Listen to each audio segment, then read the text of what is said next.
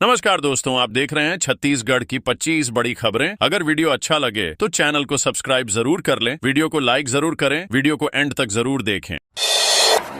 आधा दर्जन चौकों को सुधारने की तैयारी। रायपुर में ट्रैफिक व्यवस्था को सुधारने के लिए प्रशासन ने कई बड़े बदलावों की योजना बनाई है। शंकर नगर एक्सप्रेसवे ब्रिज के नीचे डिवाइडर को खोलकर स्मार्ट सिग्नल लगाए जाएंगे। इसके अलावा तेलीबांधा चौक की 5 साल से बंद सर्विस रोड को फिर से खोला जाएगा। बॉटल हाउस के सामने डिवाइडर के कारण ट्रैफिक जाम की समस्या होती है, अब इसे खोलकर वहां स्मार्ट सिग्नल लगाया जाएगा। लाखे नगर चौक, महिला थाना चौक और औलिया चौक पर रोटेटरी बनाई जाएंगी। तेलीबांधा की सर्विस रोड को 400 मीटर तक बढ़ाकर चालू किया जाएगा। बिजली के खंभे हटाने की योजना। रिंग रोड के आसपास 70 से अधिक बिजली के खंभों को हटाया जाएगा ताकि सड़कों पर ट्रैफिक में सुधार हो सके।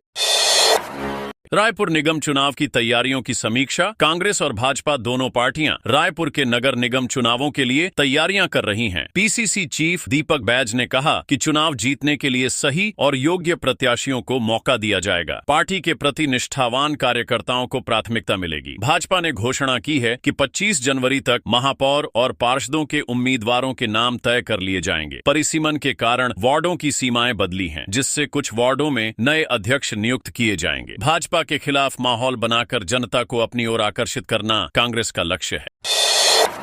कोरबा में महिलाओं पर एफआईआर। फ्लोरा मैक्स कंपनी द्वारा की गई ठगी के खिलाफ महिलाओं ने कोरबा में जमकर प्रदर्शन किया। महिलाओं ने चक्का जाम किया और कृषि मंत्री और उद्योग मंत्री के काफिले को रोक दिया। महिलाओं पर एम्बुलेंस का रास्ता रोकने और सरकारी काम में बाधा डालने का आरोप लगाकर एफआईआर दर्ज की गई। फ्लोरा मैक्स कंपनी ने करोड़ों की ठगी की थी। इसके डायरेक्टर और अन्य 13 आरोपियों को जेल भेजा गया है। पुलिस वीडियो फुटेज के आधार पर कार्रवाई करेगी और माइक्रो फाइनेंस कंपनियों के ऑफिस सील कर दिए गए हैं।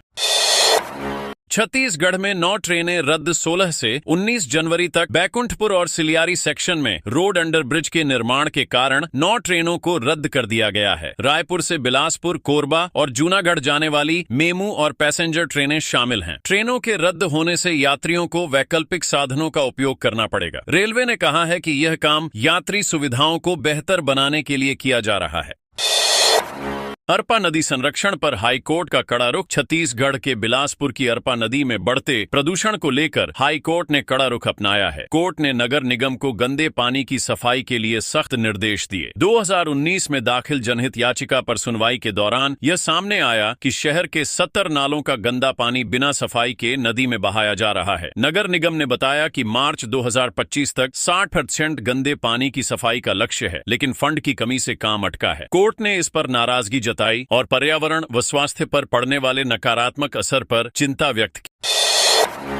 वंदना ठक्कर की प्रेरणादायक कहानी। 20 रुपए से 2 लाख तक का सफर। रायपुर की वंदना ठक्कर ने 20 रुपए से गृह उद्योग की शुरुआत की और आज हर महीने 2 लाख रुपए से अधिक कमा रही हैं। पति के निधन के बाद आर्थिक संकट से जूझते हुए उन्होंने राधा भक्ति गृह उद्योग शुरू किया। उनके होममेड फूड प्रोडक्ट्स देश भर में लोकप्रिय हैं। खासियत यह है कि वे शुद्ध और बिना केमिकल वाले उत्पाद बनाती हैं। अपने कारोबार से उन्होंने 10 महिलाओं को रोजगार भी दिया। उनकी कहानी आत्मनिर्भरता और दृढ़ इच्छा शक्ति का प्रेरक उदाहरण है। 2025 का शासकीय कैलेंडर विमोचन। मुख्यमंत्री विष्णुदेव साय ने मकर संक्रांति के अवसर पर 2025 का शासकीय कैलेंडर लॉन्च किया। इस कैलेंडर में राज्य की जन कल्याणकारी योजनाओं और उपलब्धियों की झलक दी गई है। हर महीने के पेज पर एक QR कोड है, जिससे मुख्यमंत्री के संदेश और योजनाओं की जानकारी प्राप्त की जा सकती है। कैलेंडर में शिक्षा, कृषि, श्रमिक कल्याण और पर्यटन जैसे क्षेत्रों में राज्य की प्रगति को दर्शाया गया है।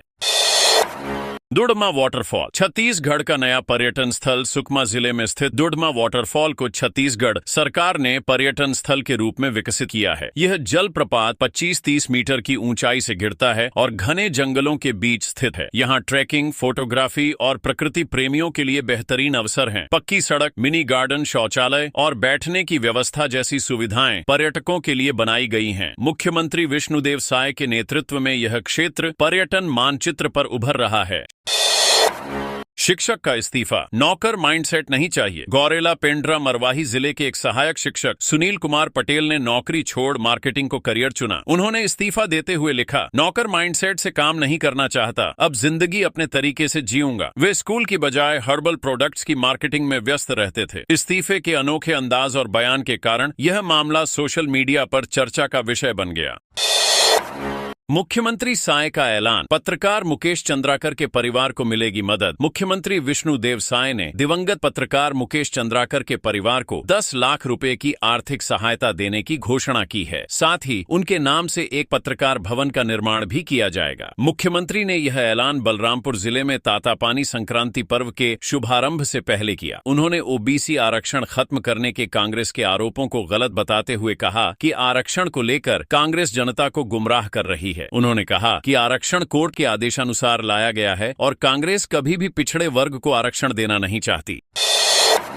भाजपा कांग्रेस में पोस्टर वॉर, चिट फंड और पत्रकार हत्या पर तकरार। छत्तीसगढ़ में फ्लोरा मैक्स चिट फंड घोटाले और पत्रकार मुकेश चंद्राकर की हत्या को लेकर भाजपा और कांग्रेस के बीच सियासी विवाद जारी है। कांग्रेस ने भाजपा पर चिट फंड कंपनियों से संबंध रखने का आरोप लगाते हुए एक कार्टून पोस्टर जारी किया। इसमें लिखा गया, जन प्रतिनिधि गलत, चिट फंड प्रतिनिधि सही। वहीं भाजपा ने कांग्रेस को पत्रकार हत्या में घेरते हुए आरोप लगाया कि कांग्रेस ने इस मामले में न्याय नहीं दिलाया। दोनों पार्टियां सोशल मीडिया पर एक दूसरे पर आरोप लगा रही हैं।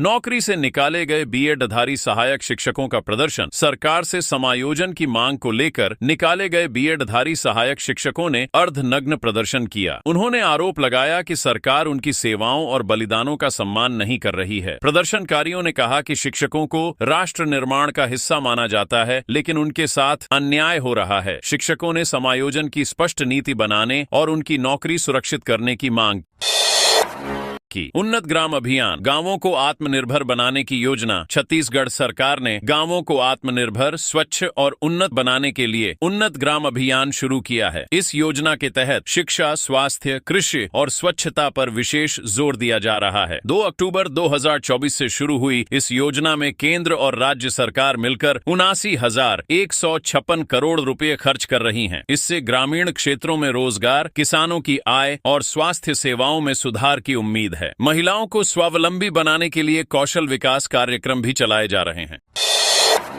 साईएमएस अस्पताल में करोड़ों रुपए का घोटाला। बिलासपुर के सिम्स अस्पताल में आयुष्मान भारत योजना की राशि का दुरुपयोग कर 7-8 करोड़ रुपए का घोटाला सामने आया है। फर्जी आईडी के जरिए 70 फर्जी कर्मचारियों के खातों में पैसे डाले गए। इसके अलावा 250 करोड़ रुपए की नियम विरुद्ध उपकरण खरीद का मामला भी उजागर हुआ। इस घोटाले में अधिकारियों और कर्मचारियों की मिलीभगत पाई गई। शिकायतें होने के बावजूद अब तक घोटाले की राशि की वसूली नहीं की गई है। बलरामपुर रामानुजगंज को 177 करोड़ की सौगात। मुख्यमंत्री विष्णुदेव साय ने बलरामपुर रामानुजगंज जिले में 177 करोड़ रुपए की विकास योजनाओं का लोकार्पण और भूमि पूजन किया। बलरामपुर कॉलेज में ऑडिटोरियम का निर्माण होगा। श्री राम लल्ला दर्शन योजना के तहत 20,000 से अधिक लोग अयोध्या में भगवान श्री राम के दर्शन कर चुके हैं। तातापानी पर्यटन स्थल के रूप में विकसित हो रहा है। 198 विकास कार्यों में 140 कार्य भूमि पूजन, 134 करोड़ और 58 कार्य लोकार्पण 43 करोड़ के तहत हैं। नालंदा परिसर के निर्माण से प्रतियोगी परीक्षाओं की तैयारी कर रहे युवाओं को लाभ होगा।